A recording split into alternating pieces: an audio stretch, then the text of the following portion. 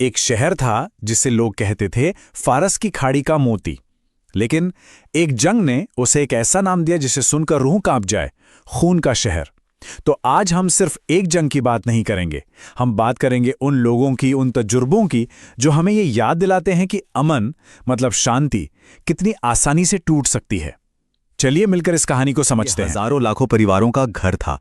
यहाँ की हवा में एक अजीब सा सुकून था, एक ऐसी शांति जो लगती थी कि कभी खत्म ही नहीं होगी। 1980 की शुरुआत में यहाँ जिंदगी बिल्कुल आम थी। बाजारों में खूब रौनक रहती, गलियों से बच्चों के खेलने की आवाजें आती और करुण नदी के किनारे लोग शाम को चाय पीते हुए गपशप करते। बिल्कुल एक नॉर्मल खुशहाल जिंदगी जिसके बारे में कोई सोच भी नहीं सकता था कि ये सब बिखर जाएगा। और फिर आई वो तारीख 22 सितंबर 1980। अचानक आसमान में एक गड़गड़ाहट हुई, इराकी जेट फाइटर्स, और देखते ही देखते वो शांति हमेशा के लिए खत्म हो गई। बस एक पल में सब कुछ बदल गया। वो गलियां जहां कभी व्यापार होता था, जहां जिंदगी चलती थी, वो रातों रात एक भयानक जंग का मैदान बन गई। सोचिए, जो जगह रोजमर्रा की थी अब वो मौत का अखाड़ा बन चुकी थी। यह बदलाव इतना तेज और इतना डरावना था कि किसी को यकीन ही नहीं हो रहा था। इसके बाद जो हुआ वो थे 34 दर्द से भरे दिन। खुर्रम शहर के लोगों ने हिम्मत नहीं हारी। सिपाही, वॉलंटियर्स और आम लोग सब एक साथ मिलकर अपने शहर के लिए लड़े। ये लड़ाई हर गली में, हर घर में लड़ी गई। हर सांस के लिए एक जंग थी। इसी भयानक लड़ाई के बीच इस शहर को एक नया, बहुत ही खौफनाक नाम मिला, खूनीन शहर, जिसका मतलब है खून का शहर। ये सिर्फ एक नाम नहीं था, ये उस दर्द, उस कुर्बानी की पहचान बन गया जो उस शहर ने झेली थी। लेकिन ये जंग सिर्फ शहर की गलियों तक ही नहीं रही। बहुत जल्द इसका रूप और भी डरावना हो गया। जो लड़ाई शहर में हो रही थी वो अब एक लंबी और थका देने वाली खाइयों की जंग बन गई, बिल्कुल वैसी जैसी पहले विश्व युद्ध में हुई थी।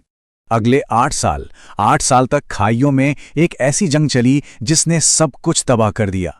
खतरनाक केमिकल हमलों ने हवा को जहरीला बना दिया और नौजवानों की एक पूरी की पूरी पीढ़ी इस कभी न खत्म होने वाली लड़ाई की भेंट चढ़ गई। इतनी तबाही के बाद कहानी में एक नया मोड़ आया।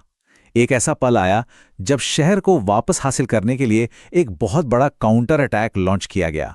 तो देखिए, अक्टूबर 1980 में शहर दुश्मनों के हाथ में चला गया था, लेकिन उम्मीद अभी भी थी। लगभग 2 साल बाद मई 1982 में एक बड़ा ऑपरेशन शुरू हुआ, ऑपरेशन बेत अल मुक़द्दस। और फिर आई वो ऐतिहासिक तारीख 24 मई, जब खुर्रम शहर को वापस आज़ाद करा लिया गया। ये जीत सिर्फ जमीन का एक टुकड़ा वापस पाना नहीं था, नहीं, ये पूरे देश के हौसले की जीत थी। एक सिंबल बन गया था ये।